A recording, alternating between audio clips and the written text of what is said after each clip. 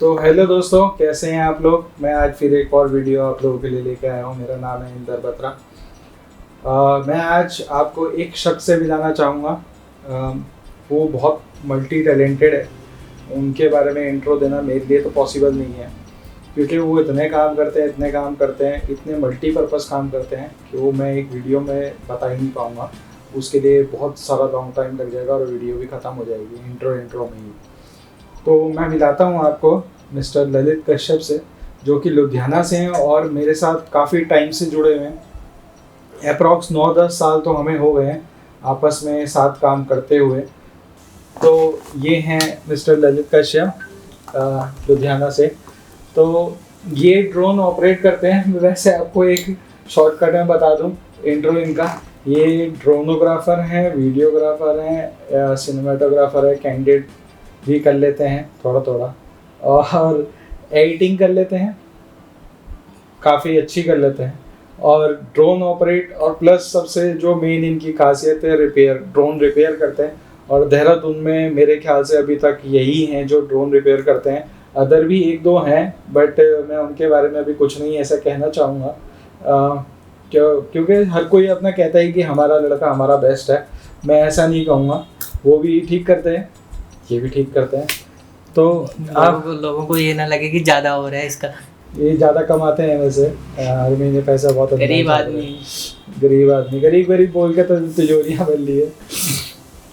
खैर, तो दोस्तों मैं आपसे ललित जी, मैं आपसे कुछ बातें शेयर करना चाहूँगा कि जैसे कि मैंने अभी देखी है कई प्रॉब्लम्स की। जैसे कई फोटोग्राफर्स भाई, अभी ड्रोन की निगाह ख़राब हो जाता है या क्रैश हो जाता है, किसी मिसहैपनिंग हो जाती है किसी के साथ, किसी भी रिलेटेड कैसे भी, तो वो ड्रोन रिपेयर कराने जैसे दिल्ली जाते हैं या लोकल मार्केट में जैसे जाते हैं, तो उनको सीधी सी एक चीज़ कही जाती है जो मैंने अभी तक देखी है कि जैसे अभी क्रैश हो गया तो आपका ये पार्ट चेंज होगा, बोर्ड चेंज होगा, फ्लैप चेंज हो जाएगा। तो ये सब क्या ठीक है कि वो चीज़ें रिपेयर होती ही नहीं है? ये सब एक मिथ है कि हाँ, कि ये सब चेंज होगा तो ये है कि नया पार्ट ही डलेगा। वो पार्ट चेंज होता, रिपेयर ही नहीं होता। क्योंकि मैंने अभी तक तो ऐसी रिपेयरिंग में ऐसी चीज़ देखी ही नहीं कि हाँ वो रिपेयर ही नहीं होती है। रिपेयरेबल तो होती हैं कुछ ना कुछ तो ड्रोन में। ऐसा है कि रिपेयर होता है, रिपेयर कुछ नहीं, रिपेयर सब चीज़ें होती हैं। अगर हम कहते हैं कि बॉडी टूट गई या बॉडी नहीं डलेगी, बॉडी भी रिपेयर होती है। जैसे कार के बम्पर्स रिपेयर होते हैं, ऐसे बॉडी रिपेयर होती है। ड्रोन के कई पार्ट्स रिपेयर होते हैं। मदरबोर्ड है, अगर मेन मदरबोर्ड डेड हो गया तो उसमें भी रिपेयर के चांसेस होते हैं। पर अभी लोग जो है ना, उस चीज़ को टाइम नहीं देना चाहते। वो कहते हैं कि अगर मैं 4 घंटे से रिपेयर करने में लगाऊंगा तो मुझे इस बोर्ड के उतने पैसे नहीं मिलेंगे, जो कि कस्टमर देता ही नहीं है। वो बात तो है।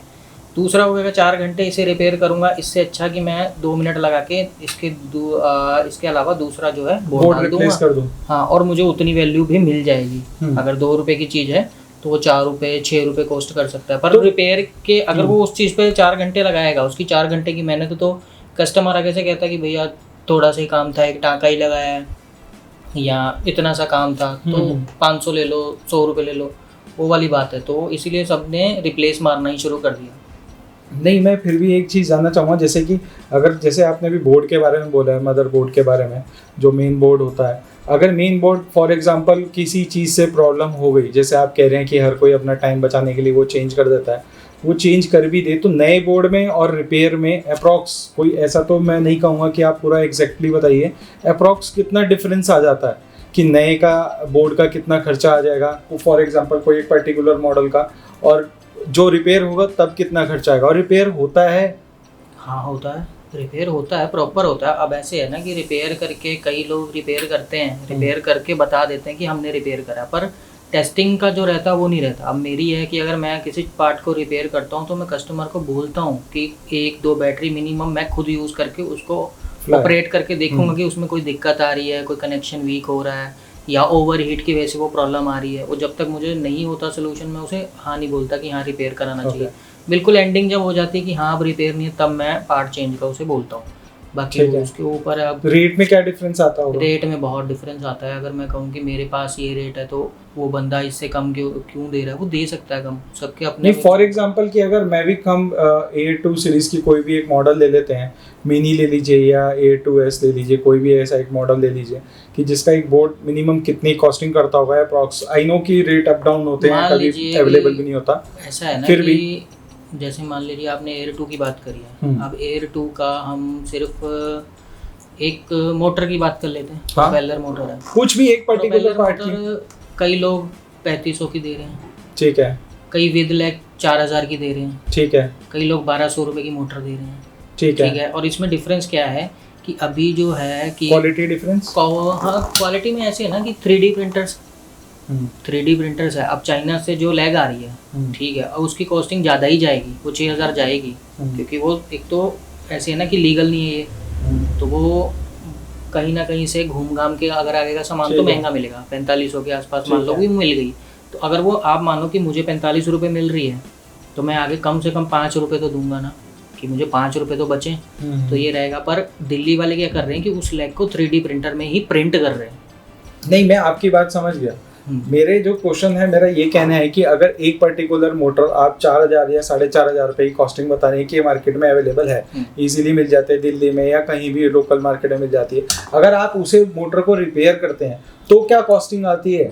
अगर वो 4500 रुपए की मोटर नहीं आ रही है तो आप रिपेयर करके कितने की आप प्रोवाइड करेंगे कस्टमर को? रिपेयर करेंगे तो उसके चार्जेस क्या लेंगे?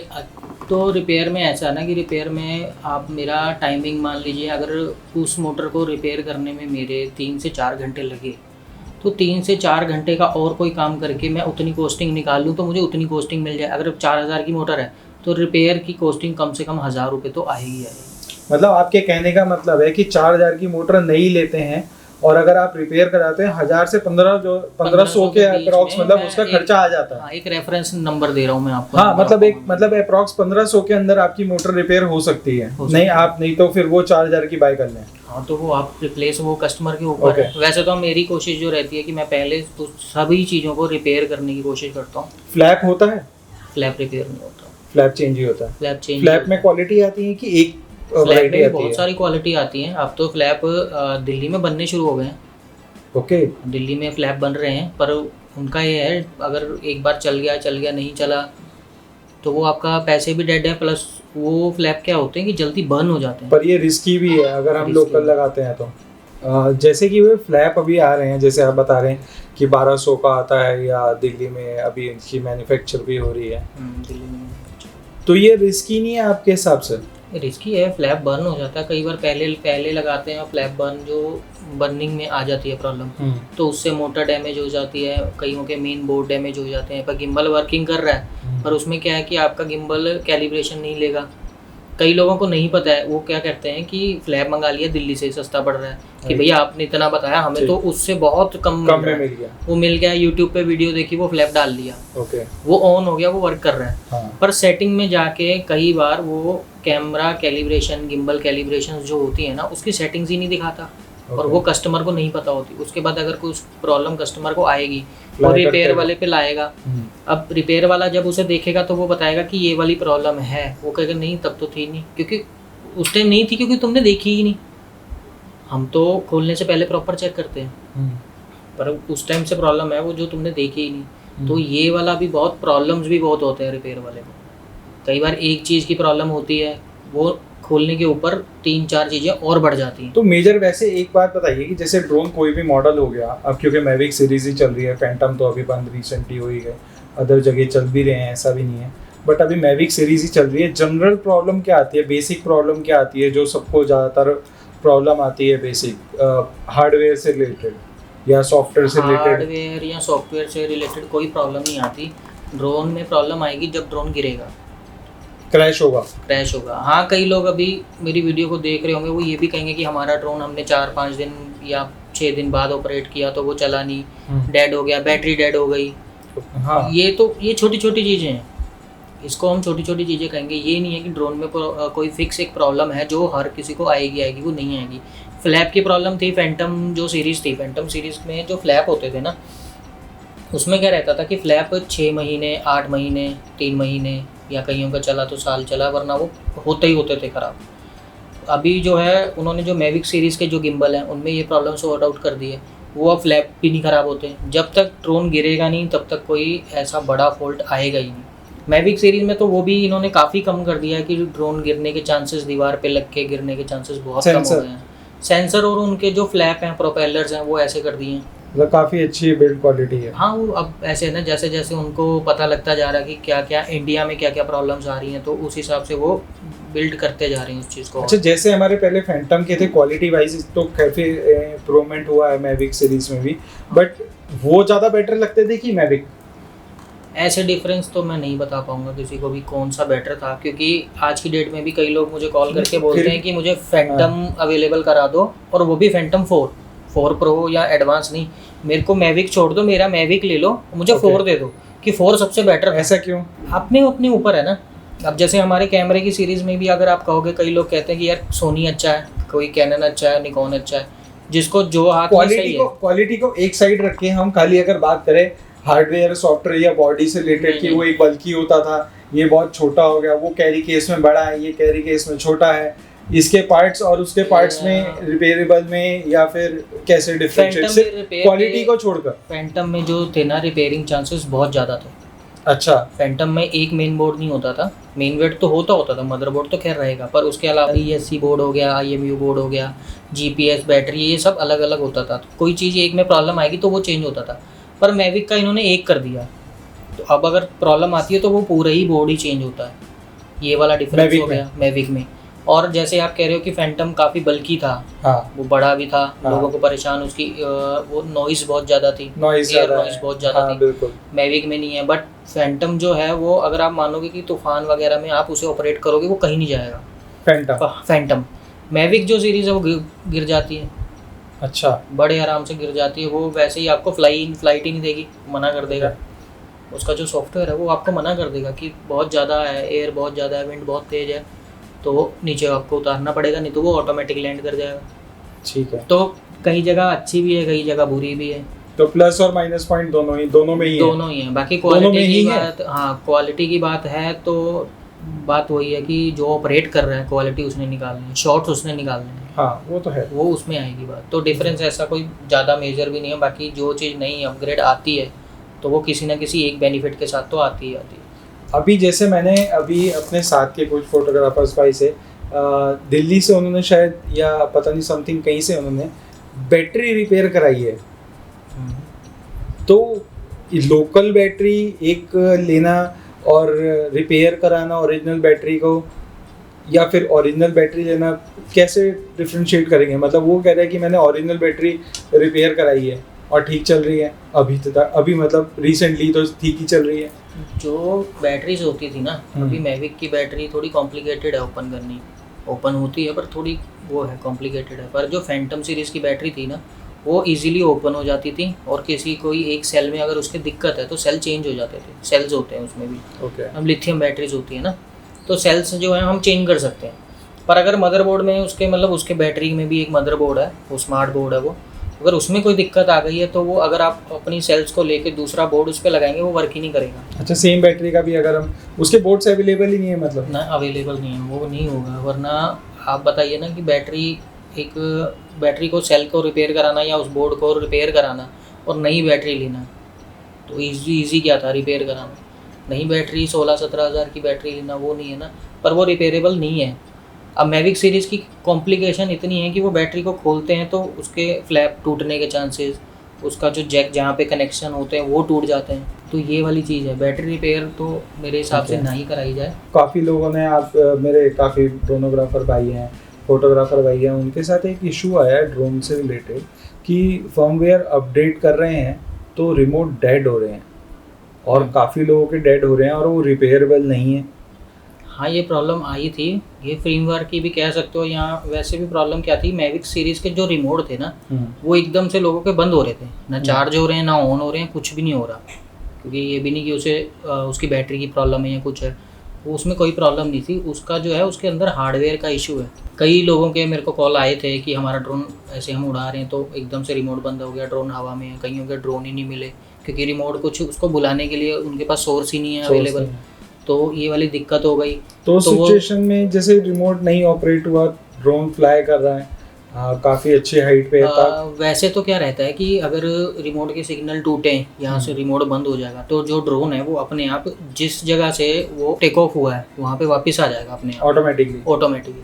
पर कई लोग होते हैं जिन्हें नहीं नॉलेज होता, वो अपने आप जो होम रिटर्न की ऑप्शन होती है वो बंद कर देते हैं रिमोट से। अच्छा, तो फिर उनका ड्रोन नहीं वापस आता। ओके, इसमें ऑप्शंस पे अगर लगाएंगे तो कभी इन फ्यूचर ऐसा हो तो वो सेफ्टी पर्पस होते हैं ना। कई लोग कहते हैं कि हम सेंसर बंद करके काम करते हैं। अच्छा, तो सेंसर बंद करने में वो ये वाली सेटिंग्स भी बंद कर देते हैं। तो जैसे अभी ये रिमोट डेड हो रहे हैं, इनका ऑल्टरनेट कुछ है अब रिपेयर? ऑल्टरनेट तब तो नहीं था अवेलेबल, काफ़ी लोगों के ड्रोन जो है बंद हुए हैं, रिमोट बंद हुए, नए लेने पड़ गए। अब जो है वो अब सोल्यूशन है। मान लीजिए अगर आप डेड रिमोट देते हो तो आपको 2 दिन के आसपास का टाइम लगेगा, आपका वो जो रिमोट है वो वर्किंग कंडीशन में आपको मिल जाएगा। मैंने तो अभी तक मेरे ख्याल से 20 से 25 लोग होंगे मेरी नॉलेज में जिनके ऐसे रिमोट डेड हुए हैं और उन्होंने रिमोट ही सीधा चेंज हुए कि रिपेयर तो आप जैसे कह रहे थे। हाँ, उस टाइम अवेलेबल नहीं थी ना रिपेयर, मेरे पास खुद नहीं, रिसेंटली भी अभी कुछ लोगों ने ऐसे करे हैं जिन्होंने अभी चेंज करे हैं। अभी ये वाला सोल्यूशन जो है वो हर किसी के पास नहीं है, हर शहर में हर किसी के पास नहीं है। आपके पास है?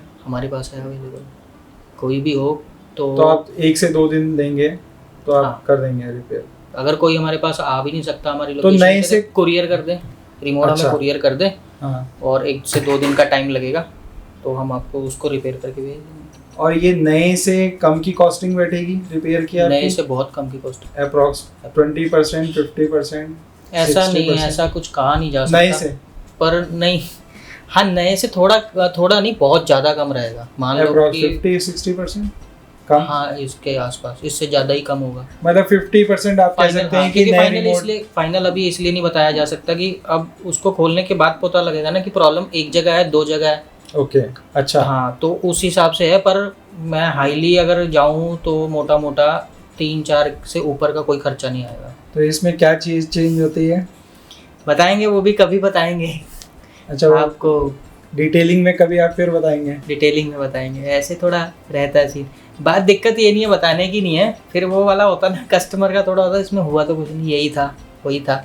पर उसको उस प्रॉब्लम को फाइंड करने में जो 1 से 2 दिन लगेंगे ना, उसका टाइमिंग चार्जेस कोई। तो ये जो पर्टिकुलर रिमोट डेड हो रहे हैं किस मॉडल के हो रहे हैं? ये मैविक सीरीज के जितने भी हैं, ऑल मॉडल से, N2 वगैरह के रिमोट जितने भी हो गए, ये सबके हो ही रहे हैं। तो दोस्तों मैं बताना चाहूँगा मेरे साथ के फोटोग्राफर और टोनोग्राफर भाइयों को कि अगर किसी का रिमोट डेड होता है तो आप हमसे कांटेक्ट कर सकते हैं। ये ललित कश्यप जी, ये आपकी प्रॉब्लम सॉल्व कर सकते हैं। जैसे इन्होंने बताया 1 से 2 दिन देंगे और आपका रिमोट चेंज हो जाएगा, मतलब रिपेयर हो जाएगा। नए से कॉस्टिंग 50% 60% के आसपास आपको कम पड़ेगी, डिपेंड ऑन कि क्या प्रॉब्लम है क्या नहीं है। तो अगर किसी का हो, किसी भाई का हो तो आप कांटेक्ट कर सकते हैं। कुछ भी अगर आपको ड्रोन से रिलेटेड कुछ जानकारी चाहिए हो या कोई प्रॉब्लम फेस कर रहे हो आप, तो आप बेफिक्र होकर कांटेक्ट कर सकते हैं। तो आपकी प्रॉब्लम का निवारण किया जाएगा। ललित कश्यप जी है, तो आप कभी भी कॉल कर सकते हैं, नंबर नीचे मेंशन कर दिया जाएगा अभी। और अगर आप लोगों को ये वीडियो पसंद आई हो तो लाइक, सब्सक्राइब और कमेंट जरूर कर दीजिएगा। धन्यवाद।